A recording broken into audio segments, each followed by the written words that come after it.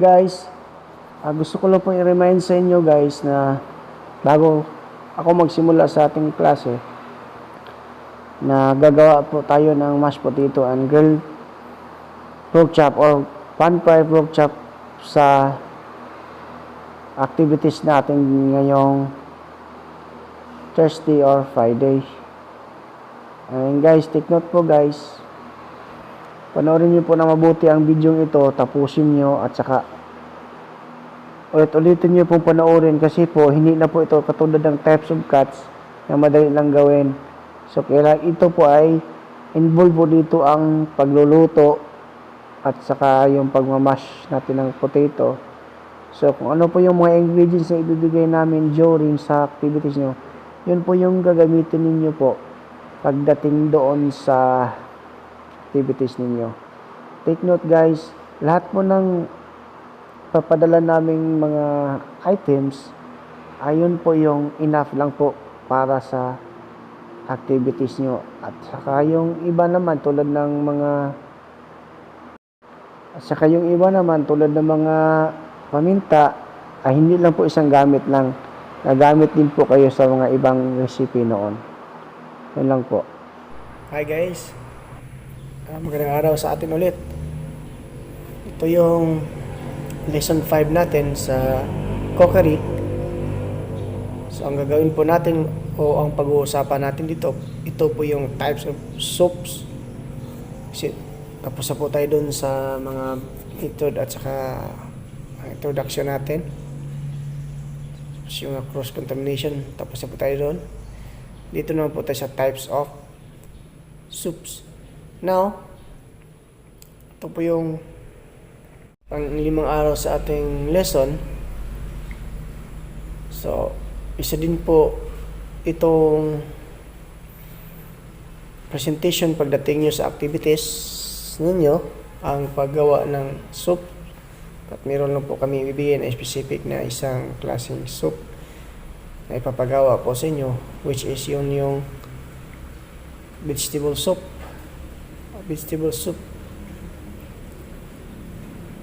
Now, usapin natin dito po kung ano yung mga types ng mga soups. Pero kasi mga types of soups na dapat nyo malaman, lalo na sa cookery na topic, kaya sa cookery culinary industry, dapat alam natin kung ano yung mga type of soups. Okay. Soup is a popular menu chosen as an appetizer or as a main course. Customers like the variety of flavors and nutritions that different soups provide. This section introduces you to the skills involved in making soups. Once you understand the basic procedures for the preparing soups, you will be able to make a wide variety of nourishing meals. You may even create some interesting new soups. Meaning, popular po yung soup na kadalasan ay nauuna lang. May menu arrangement din kasi po tayo, tulad ng sequence sa menu, tulad example, appetizer, soup, salad, sandwich or sandwiches, main course, dessert, and beverages. Yun po yung sequence o kaya yung menu arrangement. So, ang appetizer at saka yung sabaw o soups, lagi pong nagkasunod yun. So, meron po tayong mga variety of soups na dapat natin malaman. Yun po yung cream soup o thick soup or yung clear na soup.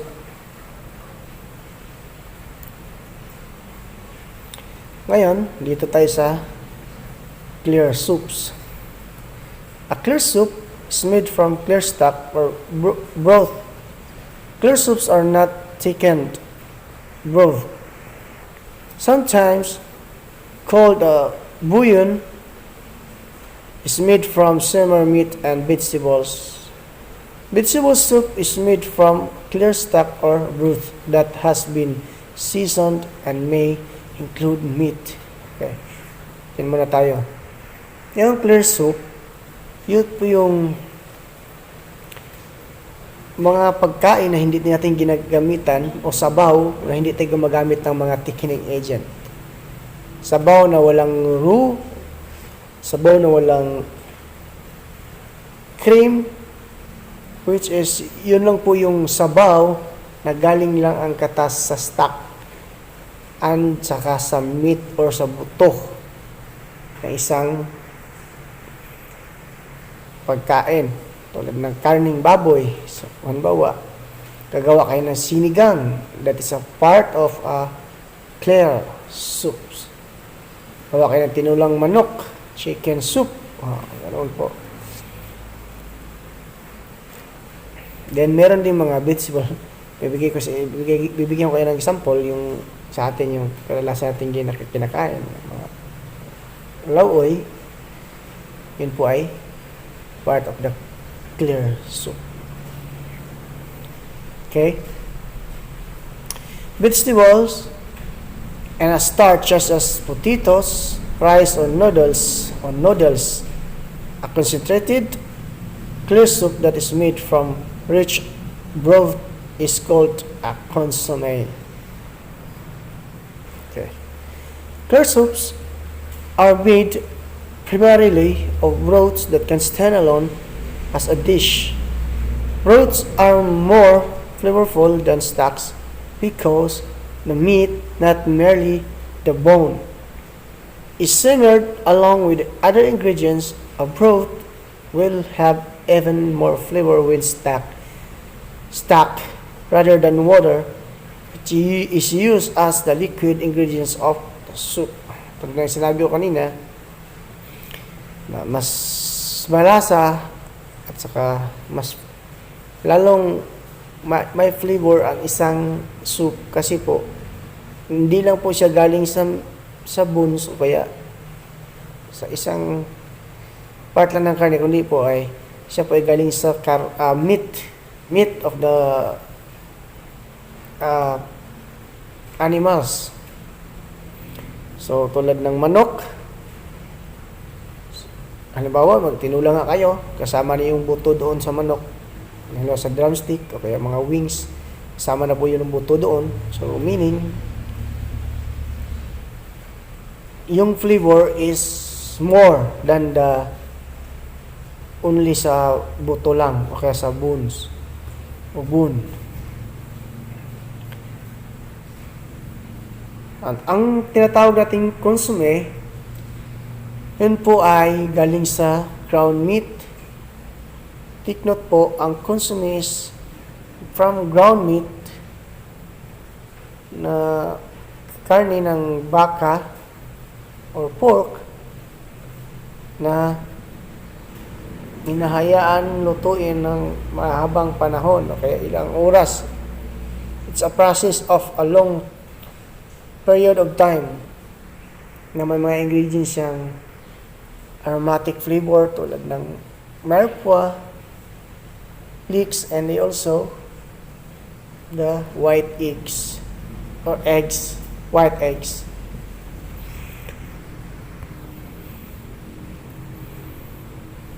Ito na po yung consommé.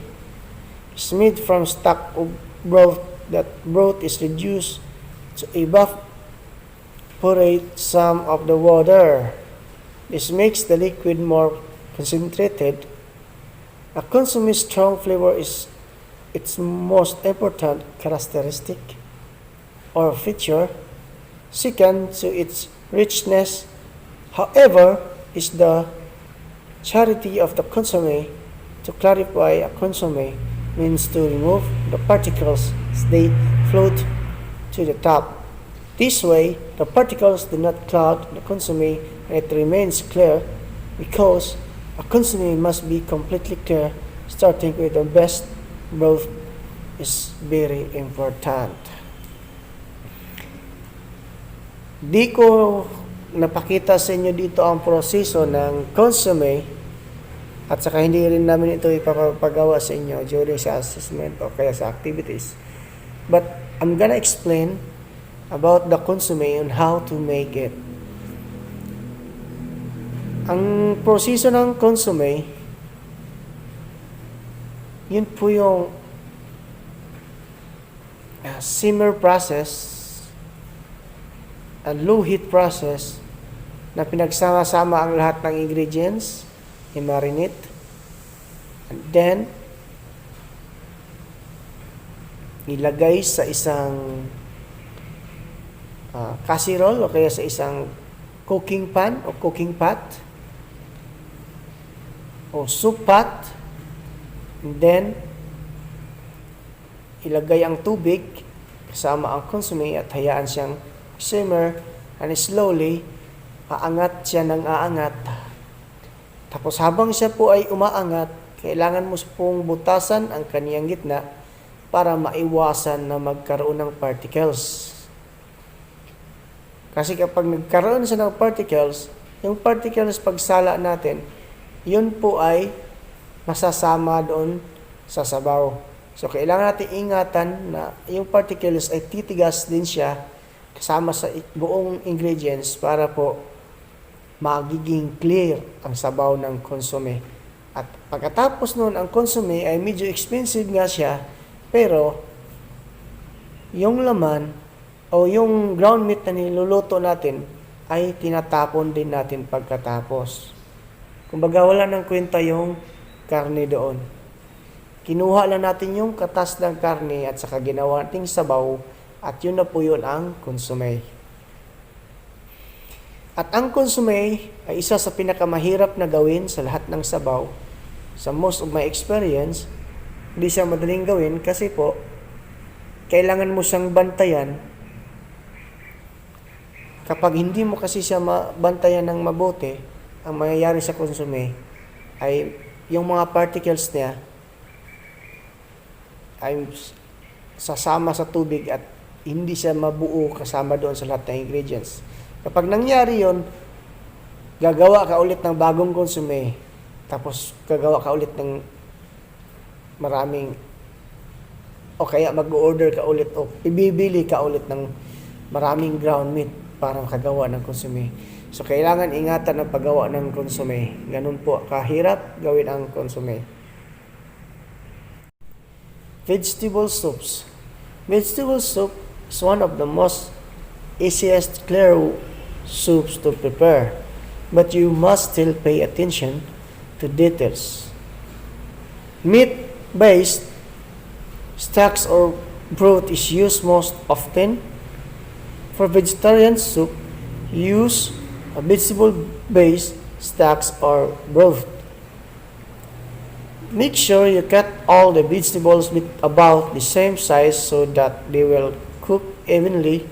Pasta or greens, such as rice or barley, may be added to make the soup more hearty. Ang vegetable soup, ito po yung ipapagawa namin sa inyo na isa sa pinakamadaling gawin during sa activities ninyo. At yun po yung mga ingredients natin. Kung ano po yung binibigay namin na ingredients sa inyo, yun lang po yung gagamitin nyo. At don't worry kasi po magbibigay kami ng mga tanda o mga mark para po malaman kung saan po ang gamit nito at kung ano po ito. Yun po yung gagawin namin para sa activities nyo. Ang vegetable soup, balik tayo dito sa topic natin, maraming klase na minsan yun po yung nire-request lagi sa mga vegetarian. So dito sa picture na to, sa nakikita nyo po is basic lang ito, and then marami siya talagang mga gulay. But yung ibibigay namin sa inyo na vegetable soups, siguro hindi siya ganito karami. Kung ano lang yung maabot, yun na po yung gagawin ninyo.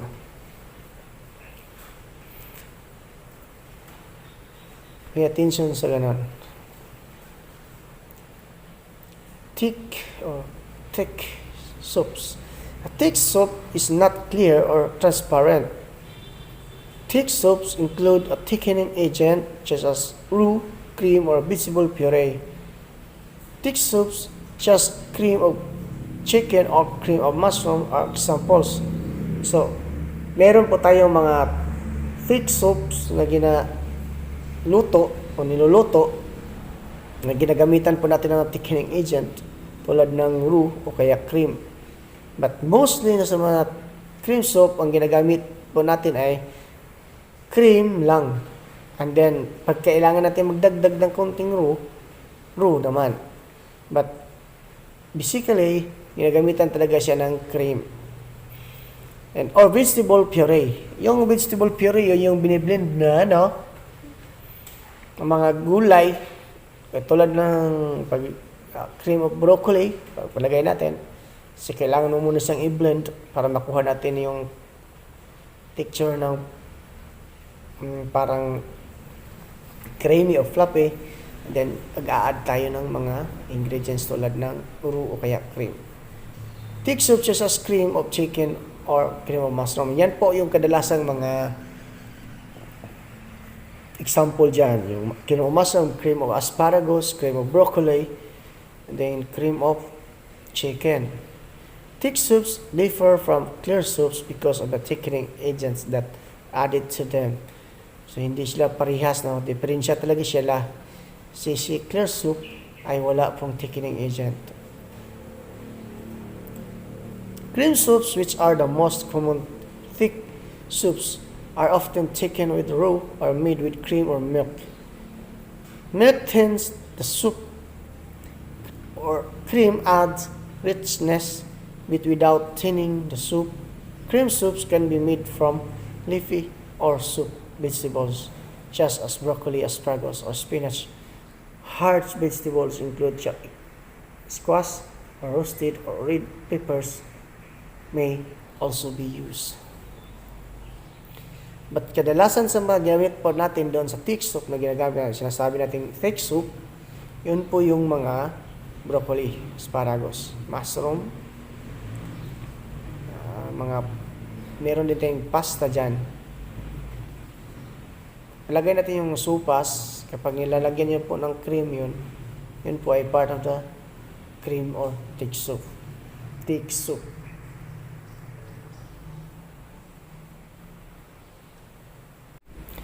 Ngayon dito na po tayo sa puree.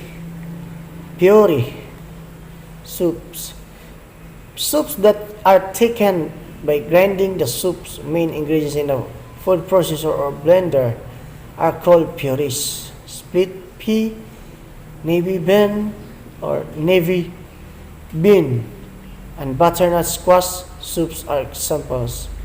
Butternut, sa hindi pa nakakaalam, siya po yung parang kalabasa ang mukha. It's part of a pumpkin din siya. So, para siya, family po siya ng pumpkin. Family din siya ng kalabasa. At family din siya ng, ayun nga, kalabasa. Sorry. Yun po yung family ng butternut. Okay. These hearty soups are filling and are sometimes served as main course. Puree may contain milk or cream. Yung puree, yun po yung dinadaan sa blender. Biniblend po siya. And pagkatapos, nilalagyan po ng cream. Puree soups is a part of thick soup or cream soups.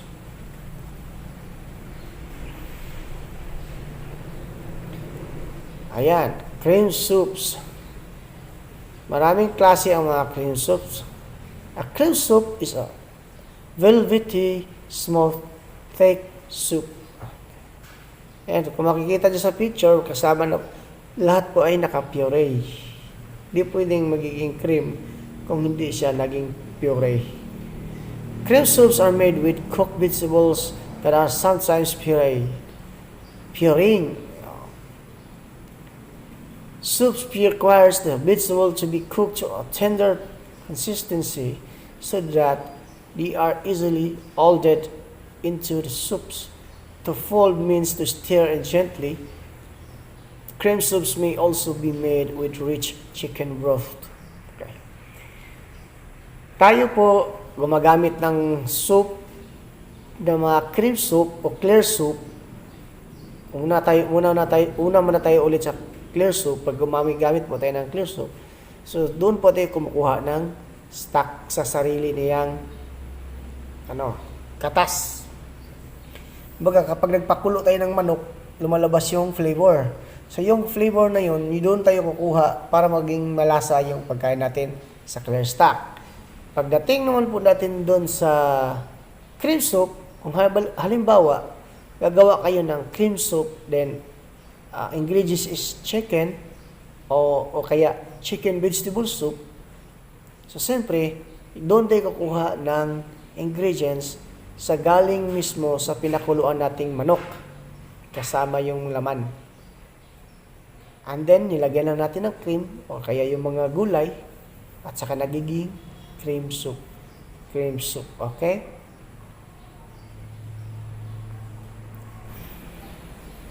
Ayan. Meron po tayong biscuits and chowders. A specialty soup that is usually made from shellfish and contains cream is called biscuit or bisque. For example, lobster biscuit is prepared like a cream soup. A biscuit or a bisque is made with concentrated stocks or shellfish, such as lobster or shrimps, plus cream and roux again. Even the shells are added for flavor during cooking. The shells are removed before the biscuit is strained. Okay. Yan po guys, yung mga chowder, so kaya mga biscuits na soup is a part of a cream soups. So, sa nakikita mo, meron tayong dalawang soup dito. Yung isa is lobster, whiskies, and isa naman ay yung chowder, seafoods. So, ang pinag-iba lang natin is yung kulay. Yun po ang mga klase ng soup na ginagamitan natin ng mga cream o raw. No, hindi raw. Roux, yung gamit na butter and flour. Butter and flour, that is a roux. Roux. Yun po yung butter and flour na ginagamit natin for thickening agent kahit sa anong mga luto na may sauce o mga thick soup. So, mainam sa isang seafoods, kapag tayo ay nagmagawa ng mga sabaw na seafoods, mainam at mas masarap kapag kasama ang shell during sa luluto. Halimbawa, niluluto ko po itong chowder, seafoods, meron po siyang mga shrimp, di ba? Meron din po siyang mga shellfish. So, gagawin ko po doon, sasabay ko siya sa isang boiling water, and then hayaan ko po silang mag-reduce. At pag na-reduce na po, lumalabas na po yung flavor, sasalain ko lamang, at saka doon ako gagawa ng chowder soup o kaya whisk soups.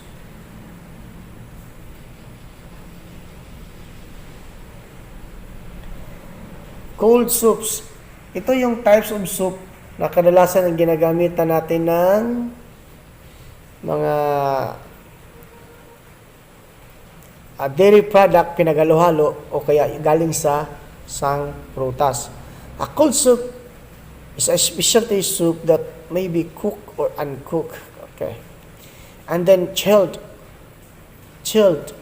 This decision depends on the ingredients. Yogurt, cream, or puree fruit is often used as a thickener for cold soups. Cold soups are either cooked and then chilled or not cooked. There are many ways to prepare cold soups. It is also important to note that adding dairy products to cold soups reduce their shelf life. Ito, bigyan kayo ng example. Kung gagawa kayo ng cold soup, halimbawa, watermelon, o kaya yung cantaloupe, o kaya yung melon. Iba yung watermelon, iba yung melon, ha? Honeydew. Pineapple soup. Yung mga cold soup na yun na binabanggit ko po, yun yung mga raw na mga vegetables na ginawang cold soup. Biniblend lang, blend hanggang maging puree at saka i-chilled lang para siya po ay lumamig at saka pwede na natin siyang i-serve. Yun po yung mga cold soups. May mga way din na may mga pamaraan din sa pagluluto ng cold soup kapag yung tulad ng mga pumpkin soup, gusto mo lang siyang cold process na malamig siyang i-serve, pero bihira po yun. Merong mga tininsing ganon na pwede mo siyang gawin, but hindi po lahat ay ginagawa o nagagawa dahil po mas gusto sa isang tao ang mainit na sabaw. So kapag lalo na pag mga gulay, but pag sa mga prutas, mas masarap ang ganitong tinatawag nating cold soups na from fruits. At talagang mapapawaw ka kapag natikman mo. Maybe in the future, kung kayo po nasa kusina na, matitikman nyo yan.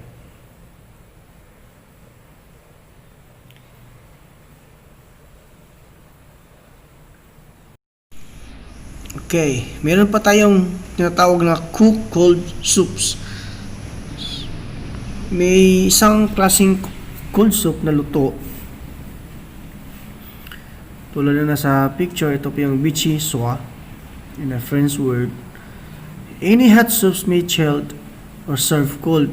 One of the most popular cold soups, cooked soups is vichy soie, cold version of potato leek soup. So sa picture po, yun po yung mga pinaghalo-halong gulay dyan. Nilagyan nila ng kulay.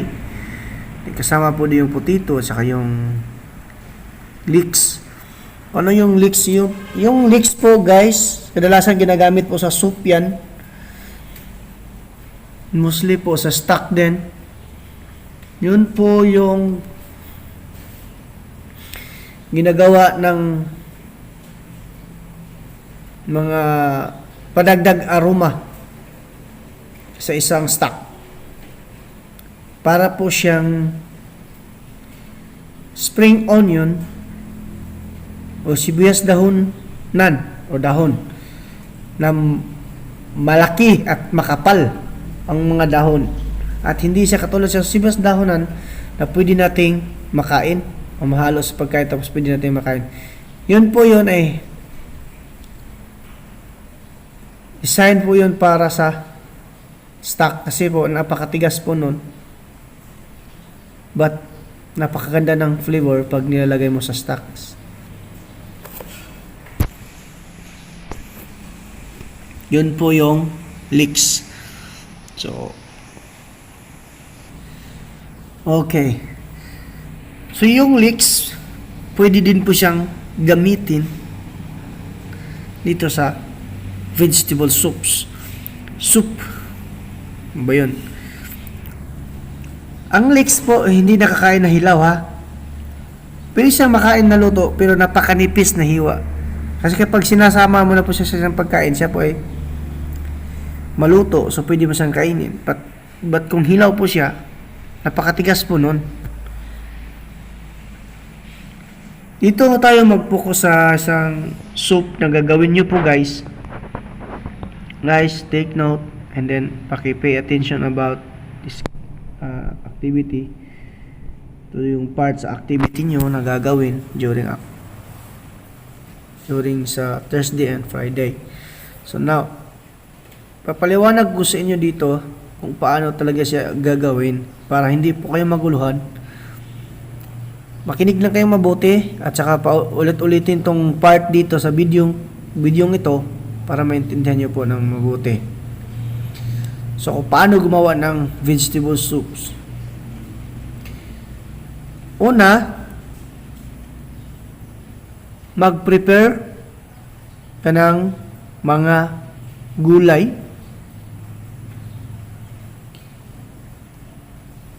Kung ano yung pinadala naming mga gulay, yun po yung gawin yung vegetable soup. At saka lagyan namin ng marka yun. Kinig kayo mabuti. Kung ano yung mga gulay, yun po yung gagawin ninyo. I-prepare nyo po yun. But bago mo po siya hiwain, pay attention, magpakulo ka po ng tubig sa isang kasirol o sa isang kaldero na nasa bahay nyo kung ano man yung mga gamit ninyo. Magpakulo ka ng tubig habang pinapakuluan mo po siya o kaya inaantay mo siyang kumulo. Hihiwain mo po yung vegetables into brownwa or small dice. It's up to you kung ano yung gustong size. Basta small dice or brownwa lang ang i-considered ko na size. So, paki-take note, brownwa or small dice po yun ang vegetable. And then, pagdating naman sa garnish, mag-garnish po tayo ng chives o yung chives hindi, kasi medyo may kamahalan. Doon po tayo doon sa spring onion. Yun po yung gawing garnish ninyo. Just chop into small ring and thin. So just i-ring lang yung formation nun, tapos manipis lamang po siyang nahiwa. And then, pag kumulo, natapos nyo na pong hiwain into brownwa, into small dice, then, kumulo na po yung tubig. Remember, pag kumulo na po yung tubig,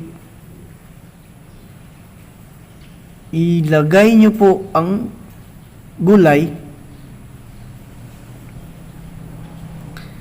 Kasi po yung vegetable soups, kadalasan po in-order ng mga vegetarian yan. Kaya nga vegetarian kasi ayaw kumain ng karne. So yun po yung kaya na-invento yung vegetable soup dahil sa mga vegetarian. So ang gagawin po natin doon, pag kumulo na, yung kung gaano kaliit yung gagawin nyo, itansyahin nyo lang yung tubig kung hanggat kaya nyo gaano karami. Kung maliit na portion lang, siyempre kunting tubig lang din. So ang gagawin nyo, kumulo ng tubig, ilagay nyo po ang gulay. Iuna nyo po yung matigas-tigas na klase ng gulay. For example, may patatas, iuna nyo po yun, pati carrots. At hayaan lang po siyang kumulo. O ya kung kalabasa man, hayaan nyo po siyang kumulo doon, kumulo ng kumulo. And then, naglagay na po kayo ng tawag nitong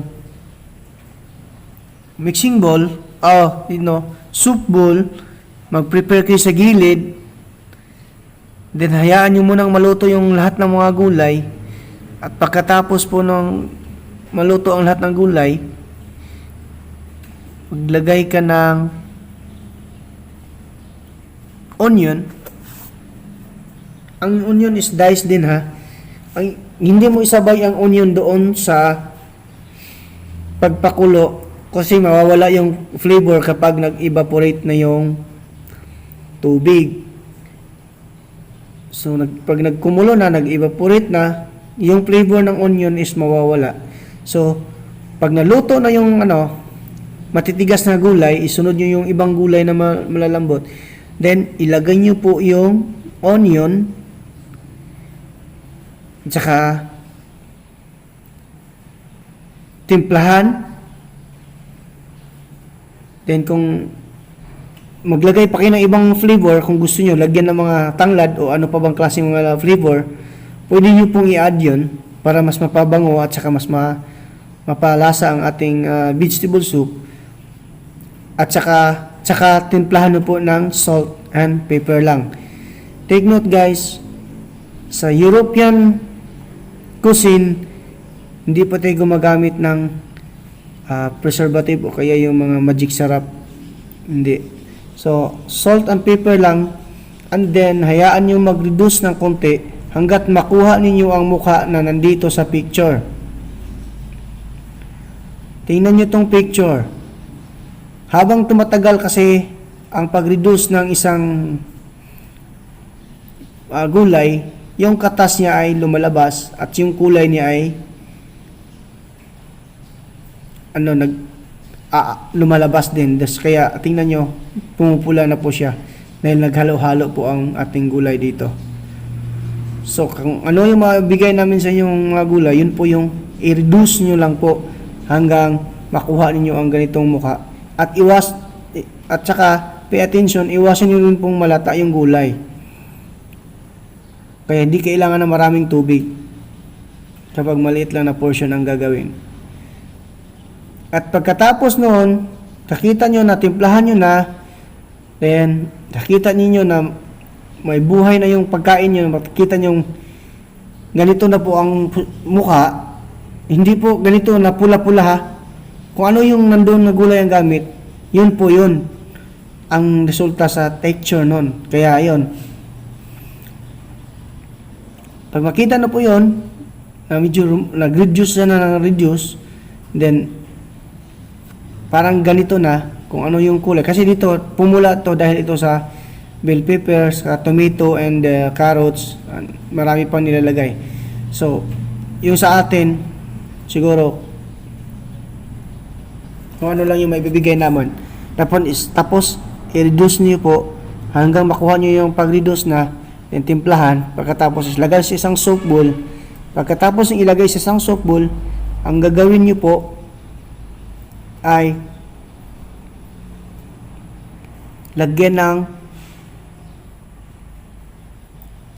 chop o ring formation na spring onion. Ilagay sa taas, ipatong sa taas. And then, picturean nyo lang. Picture lang po, hindi sa i-video. Kasi yung activity na yon medyo mahaba ang proseso. Kaya picture lang. Pero kung gusto nyo yung i-video, walang problema din. Pwede din pong i-video. Pero pwede pong hindi pagdating dito. At least makuha lang po yung ganitong formation. Okay. Take note po. Ito po ay part sa ating activity. Itong vegetable soup. Ayan. Grilled pork chop. O kaya ipan-fry ninyo yung pork chop. Okay. Guys, makinig na mabuti dito sa grilled pork chop. Ito po yung dalawang klase po yung papagawa namin muna sa inyo during this coming activities ninyo sa Thursday and Friday. So, ang papagawa po namin dito is grilled pork chop at saka yung mashed potato. Then po, guys, take note at saka makinig na mabuti dito, sasabihin ko, grilled pork chop, magpadala kami ng mga karne sa inyo na enough lang sa isang tao, sa isa kayo lahat ng mga estudyante. And then, ang gagawin lang po ninyo, sa nakikita nyo sa video ko po, yung nakaraan, so, please, paki-play doon para mas lalo nyong maintindihan at saka makinig din po kayo dito sa lesson 5 natin. Kasi hindi pa po na-upload yon kasi po hindi pa po siya official video, kundi sa ano lang po yun, partial video na po yung ginawa kahapon, at least may guide kayo. So dito kayo sa grilled pork chop, o kaya i-pan fry na lang ninyo yung pork chop kung hindi nyo kaya mag-grill na gamit ay uling o ano ba yung pwede nyo gamitin sa pag-grill. Then much better kung pan fry na lang tulad ng ginawa ko sa video. So bibigyan po namin kayo ng karning pork chop, kayong karning baboy na pork chop. Okay? Then ang gagawin nyo po, hugasan. Pagkatapos yung hugasan, ang pork chop, i-marinate nyo po siya sa salt and pepper. Ay upside down. Upside down yung pag-marinate. Meaning po, baliktarin mo lang. Upside down yung kabila, then sa kabila naman turn upside down and upside down. Hindi lang isang beses siya mag-turn upside down. Kailangan siya baliktarin for sure. Baliktarin mo lang, then baliktarin ulit, marinate at saka i-set aside at least 15 minutes, and then mag-prepare po kayo ng side dish tulad ng ginawa ko sa video. Pagka-prepare niyo po ng side dish, lahat po doon gawin niyo pong small dice o kaya medium dice, medium or small dice, it's okay. And then saute lang po ninyo yon hanggang maluto ang mga gulay, hanggang siya ay maluto. At pagkatapos yun pong lutuin ang mga gulay, basta wag lang po yung sobrang luto ha. At least, naging ano siya. Wag niyong i-blanch ang gulay. Hindi pong i-blanch kasi po, mga hard naman na klaseng gulay ang gagamitin natin. So, wag niyo lang i-blanch yun. Tulad ng kalabasa. Kasi, papadala namin siguro sa inyo mga kalabasa or yung sayuti. So, hindi na kailangan i-blanch yun. Sa isutin nyo lang po, isutin ang isute. And hanggang makuha niyo yung luto na kuwan doon. Pagkatapos, i-set aside lang muna, then magluto na kayo ng pork chop, pan fry or grill man, then baliktarin hanggang sa maluto. Then pagkaluto nun, ang mangyayari po, i-set aside, yung nakaset aside ninyo ng mga gulay, ilagay mo sa isang shoe plate, at saka lagyan nyo ng mga bigyan nyo ng part, saka nyo po i-present yung picture. So kung gagawa kayo ng video, medyo mahirap, so picturean nyo na lang po at ipasa po sa akin bago natin ipasa sa Google Classroom. So yun lang po yung proseso. Saka remember, ito na yung D5 natin sa cookery, and then bukas pag-uusapan natin yung paano yung iba pang mga main course at saka iba pang mga klase ng activities natin. Ngayon, gagawa tayo ng mashed potato at papakita namin dito kung paano namin gawin ang mashed potato para sa inyo. So una natin gawin, lagay tayo ng pot, then lagyan natin ng patatas at saka yung tubig. Siguraduhin po natin na yung tubig ay enough po sa ating lulutuing patatas. So take note guys, doon sa pagluluto ng mashed potato natin, kung ano yung stock na darating, yun po yung lulutuin nyo. So sa nakikita nyo, luto na po yung patatas, yan, nililipat natin sa kanyang lagayan.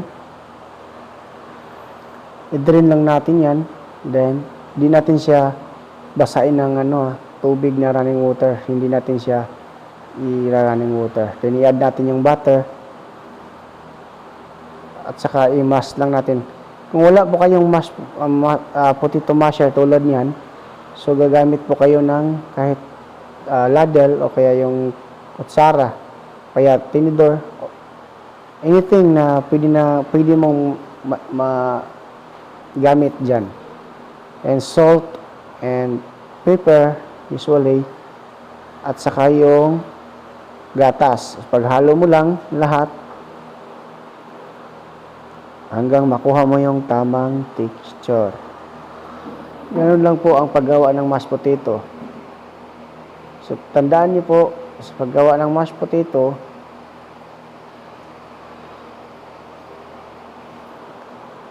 ang tanging ingredients lang po doon ay yun po yung gatas, patatas na pinakuluan, at saka yung tawag nating butter. Paghalo lang silang lahat. Pwede mo ring gamitan ng tawag nito, cooking pot, doon mo lutuin, pero since na mainit pa yung patatas, pwede mo rin siyang i-mash lang. Ayan. So, sa video ito, pinapaulit-ulit ko lang po itong i-play. Tapos, bibigyan ko lang ng paliwanag kung paano ang gagawin.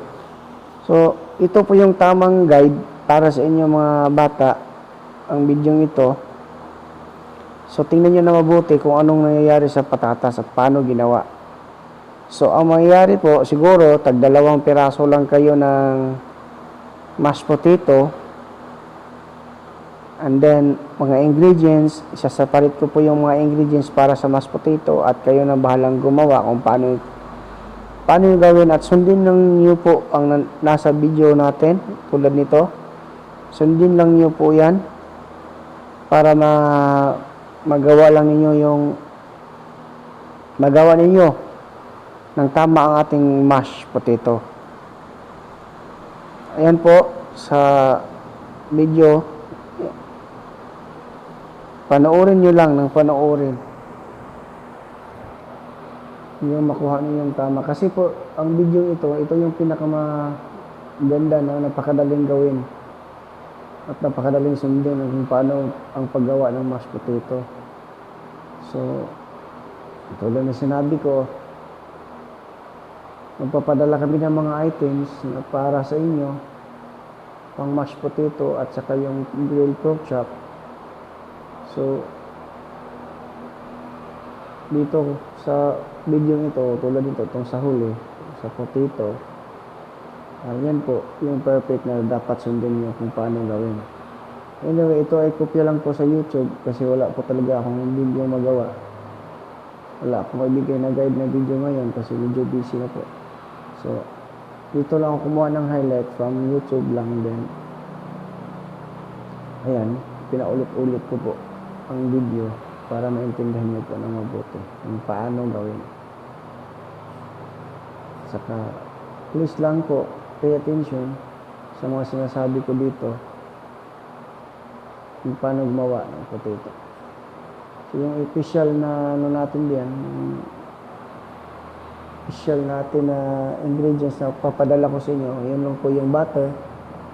Ang butter natin, nasa mga 2 tablespoon lang po yung butter natin.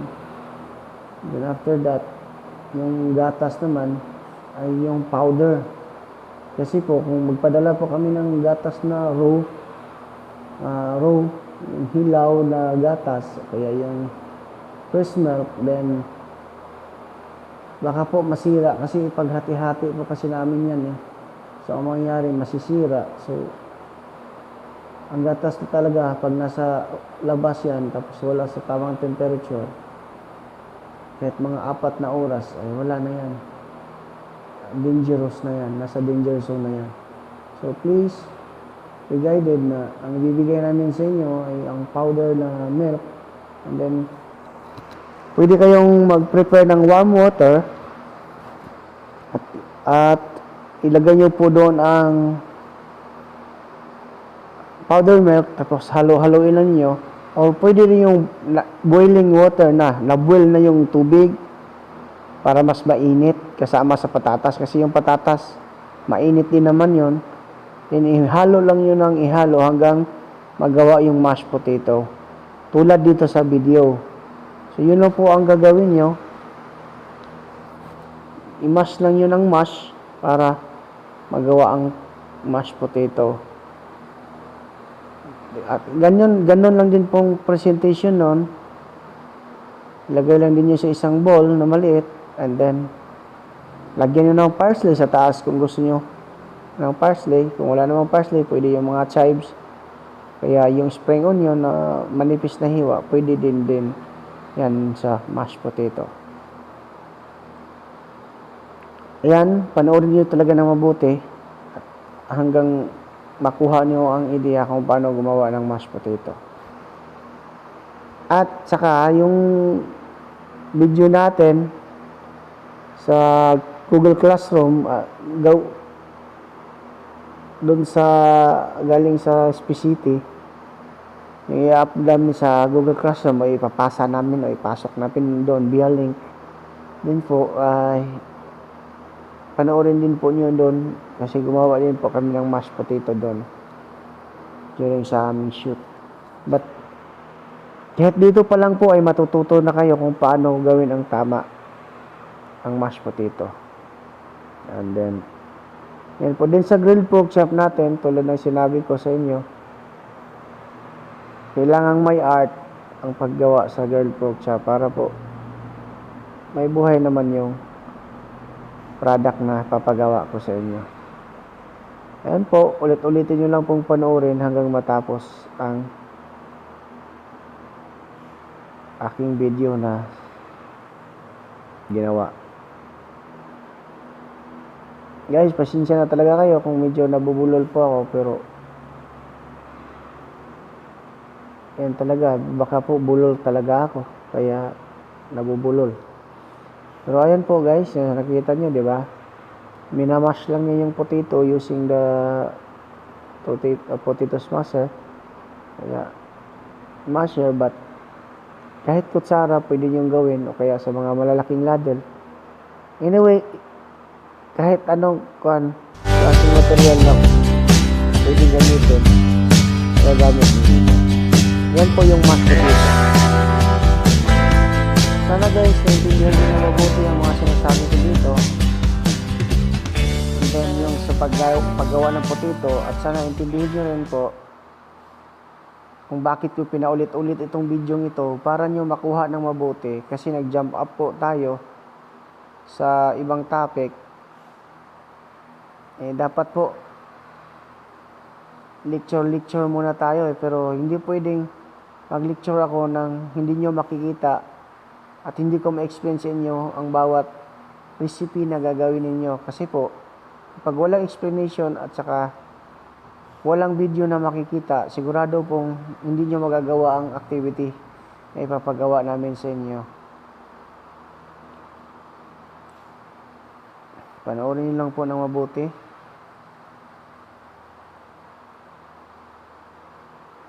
Ang take note guys, ulitin ko po,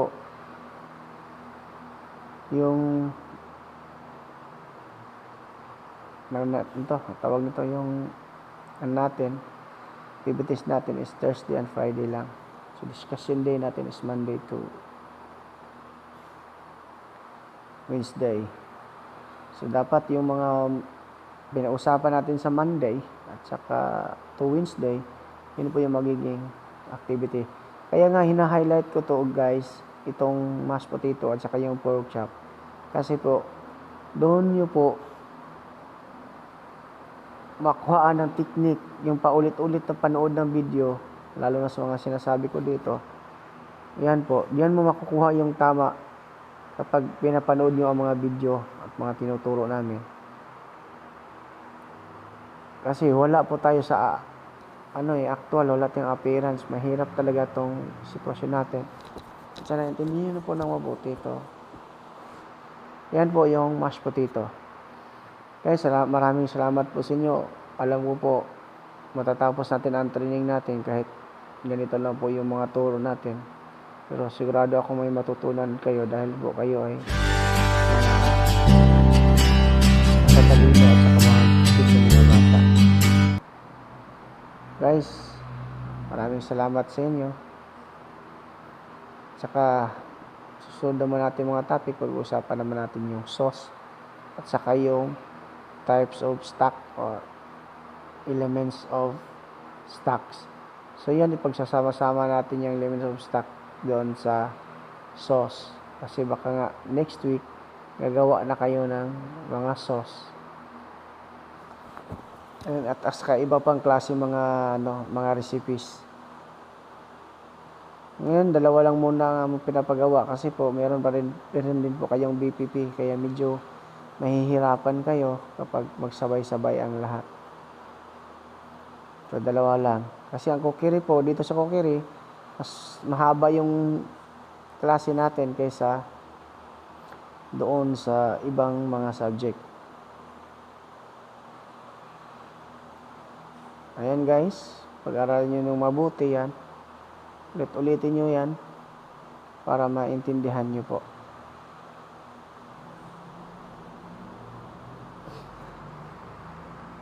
Ang patatas po yun po ay isang carb. Yun po ang nagpo-produce ng carbohydrates. Isa po siyang klase ng carbohydrates, mashed potato, na isa po ay yung pwede nating substitute sa kanin. Kung wala po tayong kanin, yun po ay pwede nating gawing kanin. Yan po yung purpose ng mashed potato. Ang kadalasan pong kumakain ng mashed potato ay mga ibang lahi ng mga puti, American o British, or mga Indiano.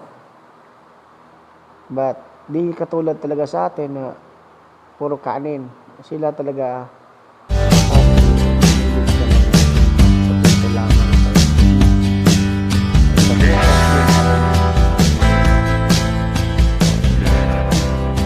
Yan po guys, sana naintindihan nyo po ng mabuti ng aking mga sinasabi.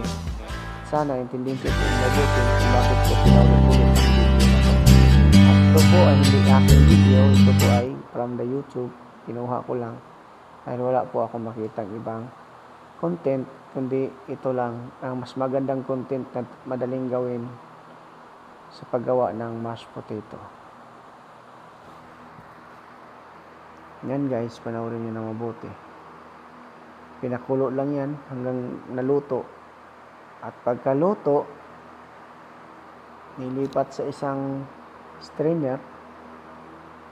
And then, yun na, sinimula na niyang tiningnan.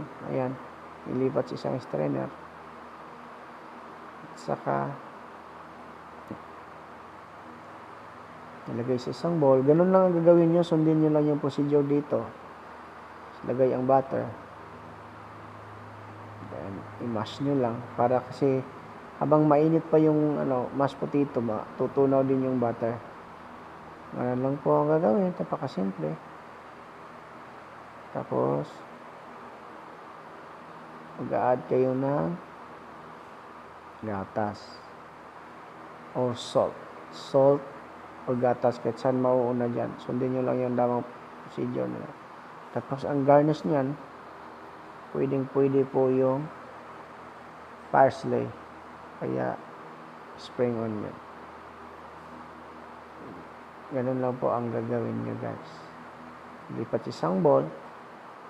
Tapos picturean. Then that's it.